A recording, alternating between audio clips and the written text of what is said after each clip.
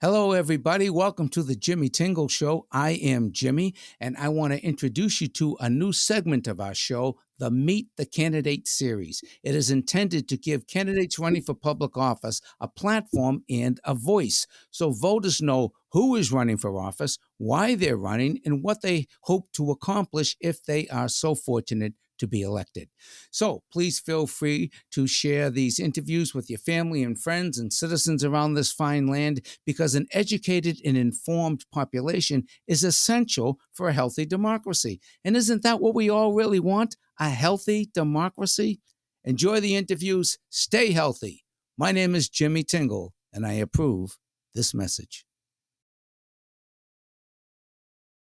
My guest today is Tami Gouveia. She's a state rep representing the 4th Middlesex District of Massachusetts, the towns of Concord, Carlisle, Acton, and Chelmsford. She's now running for Lieutenant Governor. Ladies and gentlemen, please welcome to the show the one and only Tami Gouveia. Hello, Tami. How are you? Hi, Jimmy. I'm so glad to be here with you today. Great to see you. Thanks so Great to much for see you. joining us. Of course.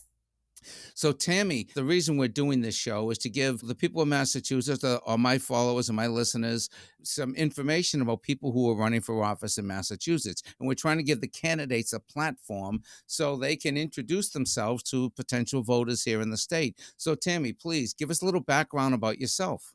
Yeah. And again, thank you so much for providing this platform for us and for all the candidates that are running statewide. It's truly an honor to be here with you and to see you again, Jimmy.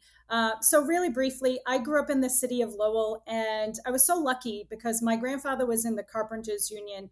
And that put my family on solid economic footing. That definitely wasn't the case for so many of my neighbors and friends and classmates. And I know that's not the case for so many folks all across the Commonwealth who have really suffered the indignities of intergenerational poverty and an eroding social safety net and structural racism. And so I knew from a very young age that I wanted to be of service to give back to my community. So I've been a social worker for 25 years. Along the way, I became a single mom to my kids who are now 20 and 17 years old. And I have really, as a state representative for the 14th Middlesex, have drawn on my experiences as a social worker, as a person in public health, and also as a single parent.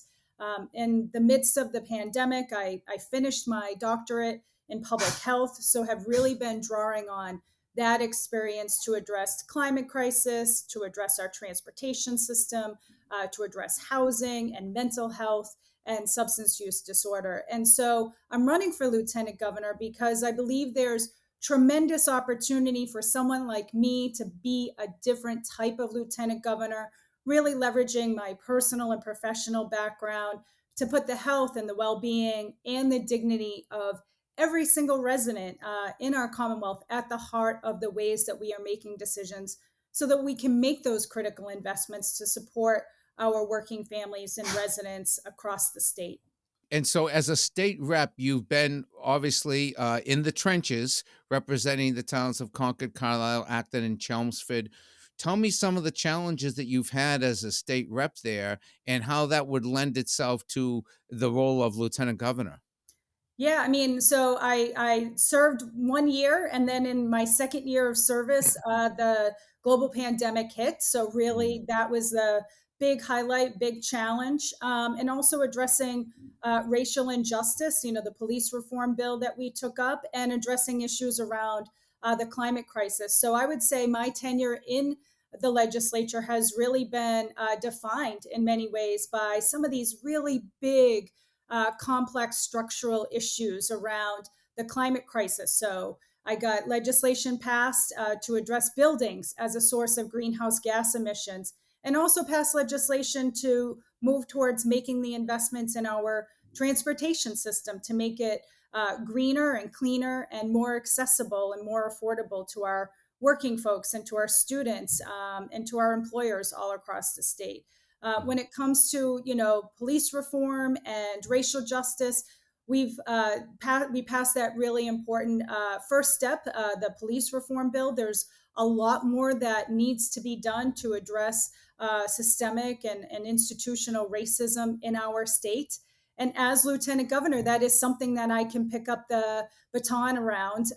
Sitting on the governor's council, which folks may not realize, but the governor's council is an important function in, or plays an important function in our state.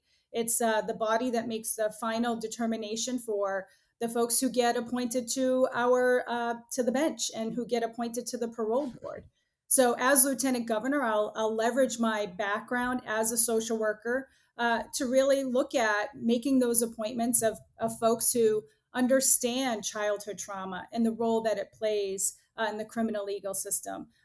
Taking a look at structural and implicit structural racism and implicit bias and Mhm. intergenerational poverty. Again, those also contribute to folks getting involved in the criminal legal system. And I firmly believe that, folks, if we're serious about addressing racial injustice in our state and the over incarceration of Black and Brown folks and immigrant folks in our Commonwealth, then we have to move forward and pull out all the stops around racial justice and opportunities to address the pitfalls of our criminal legal system.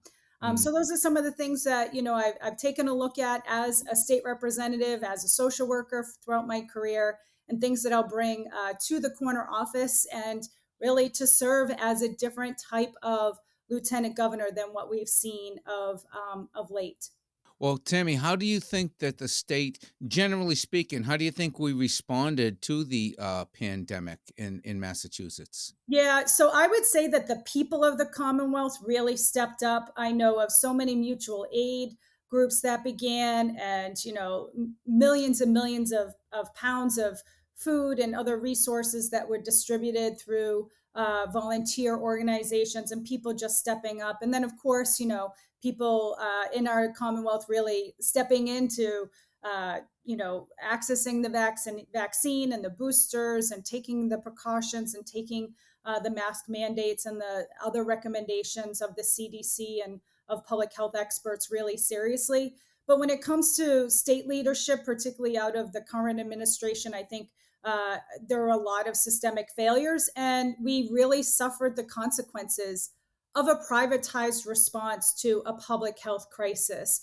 Forcing folks to scramble to get access to a vaccine, not providing adequate and timely and culturally appropriate information to folks, and also forcing folks to scramble to head to their local pharmacy to get access to rapid tests. That's why I filed legislation well over a year ago, started working on rapid testing legislation in 2020 because I saw that that would be a way for us to move forward, have some semblance of normalcy and reopening our schools and our economy, but doing so that in a way that is safe. So the legislation I filed would called on supplying free rapid tests to folks throughout the Commonwealth, so people didn't have to shell out $20, $30 and scramble to go to local pharmacies to only find that the store shelves were empty. So there's so much more we could have and should have been doing as a state that is as rich in resources and that has the wealth of knowledge here and all of our institutions of higher learning and the experts that we have here in our healthcare system and in our public health system. So that's why one of the big reasons why I got into this race is because of the failed response to the public health crisis. And really, I believe we need a big focus on health and well being and dignity in our decision making out of the corner office. Mhm. Tammy, you, I think may have been the first person to declare your candidacy for lieutenant governor when the current governor, Governor Baker, was still undecided about whether or not he would run. And that was a courageous choice because nobody else was in the race. I know your background is in public health. And what is the difference between public health? How do you define that compared to healthcare? Because people often think it's the same thing.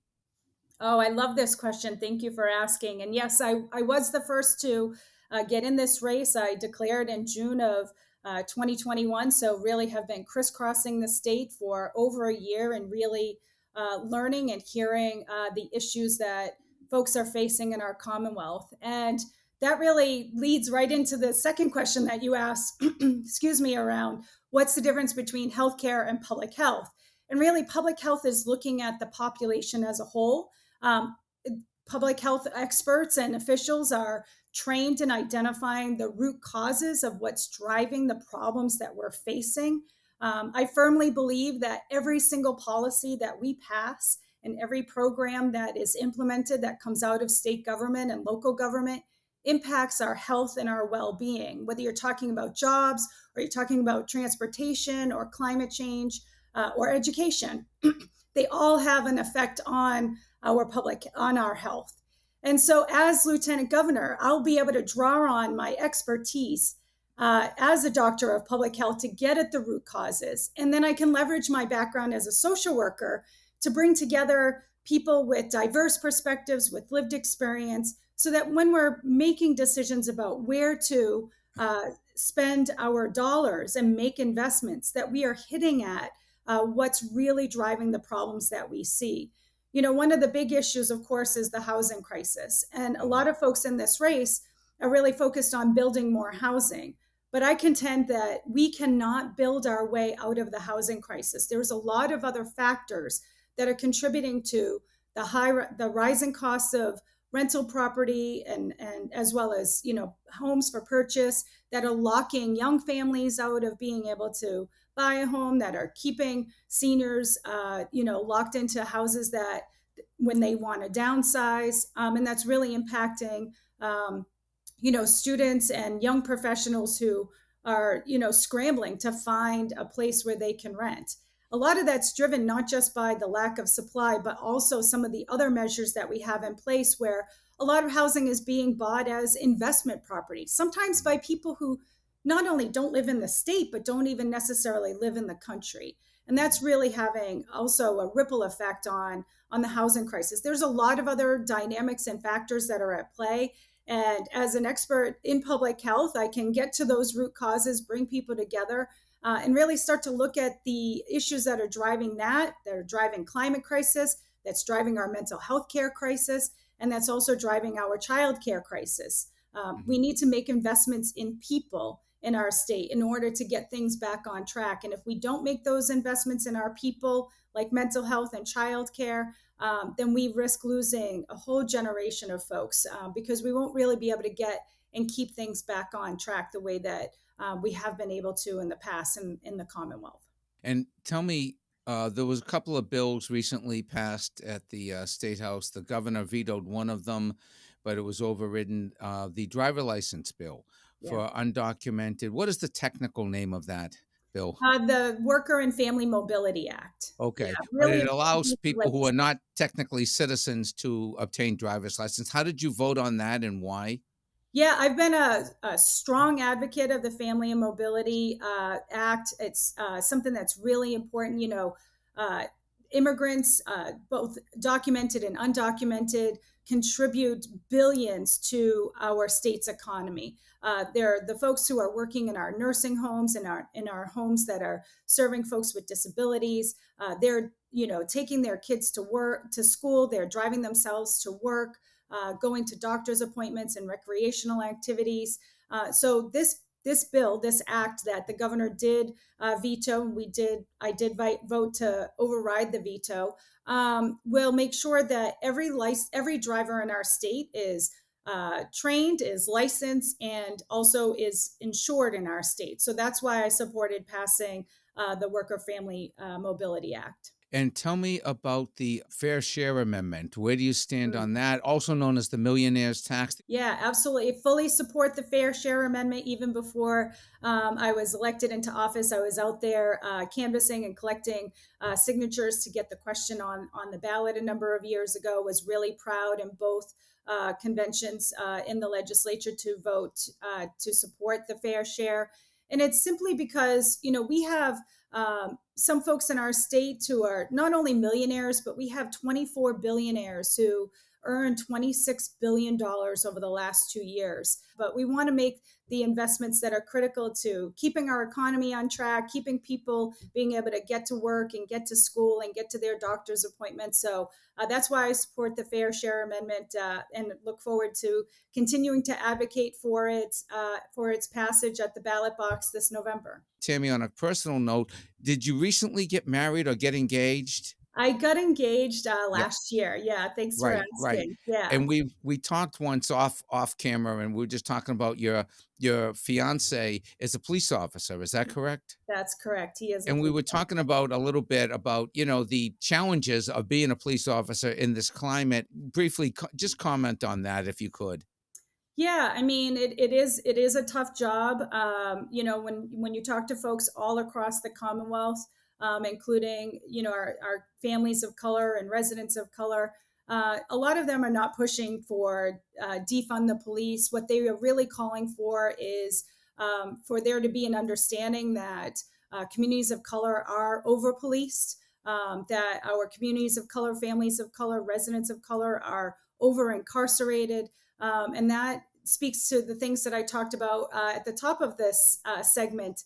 Really a need to have a greater understanding of the role that systemic racism and implicit bias play in the criminal legal system. And we have to have a larger conversation about folks who call the police for someone just walking down the street and picking up trash, and they get the police called on them because they're a Latin person and they look like they don't necessarily belong in their community. So we have to have this larger conversation about everybody has the right to belong in our state. Everyone has the right to belong in their communities, whether they're low income or they're a person of color. And there are people who are unfortunately having the police called on them on a very regular basis by white and middle and upper class folks, and it's not fair. My fiance just said to me the other day that it's not a crime to be poor, it's not a crime to be a person of color, and people are calling the police on folks every single day, and he sees it, and it puts our police in harm's way. It puts our police in a position where they're having to respond to things that no one is committing any sort of crime, and like I already said, people have the right to belong in our communities and to feel like they belong and to know that they belong. Well, Tami, thank you for joining us today. And please give us a 1-minute closing statement. And don't forget to mention where people can go to make a donation or Yeah. to volunteer or to get involved or to learn more about your campaign. Please. Well, thank you again, Jimmy, to you. And thanks, folks, for listening here. I'm Tami Gouveia, running for Lieutenant Governor. And I'm running to be a different type of Lieutenant Governor than what we've seen recently. Really, I can get in there from day one, roll up my sleeves, start to address the issues that we're facing with the mental health crisis, address the issues that we're facing with the childcare crisis and with the housing crisis. I have a track record of passing legislation to address these issues, as well as the climate crisis that is already upon us, and making sure that we are putting racial and economic justice at the heart of decision making and at the heart of the ways that we are solving our state's most complex problems. So do hope to earn your support in this. You can find out more at tamigouveia.com, TAMIGOUVEIA.com. Thank you so much. Thank you so much, Tami. September 6th is the primary. It's very important. Tami, thanks a million for joining us today. I will see you on the campaign trail. Absolutely. Thank you so much, Jimmy. Really appreciate it. My pleasure. Thank you for joining us today. This has been a Humor for Humanity production. Our mission is your mission. Humor for Humanity at jimmytingle.com. Thank you.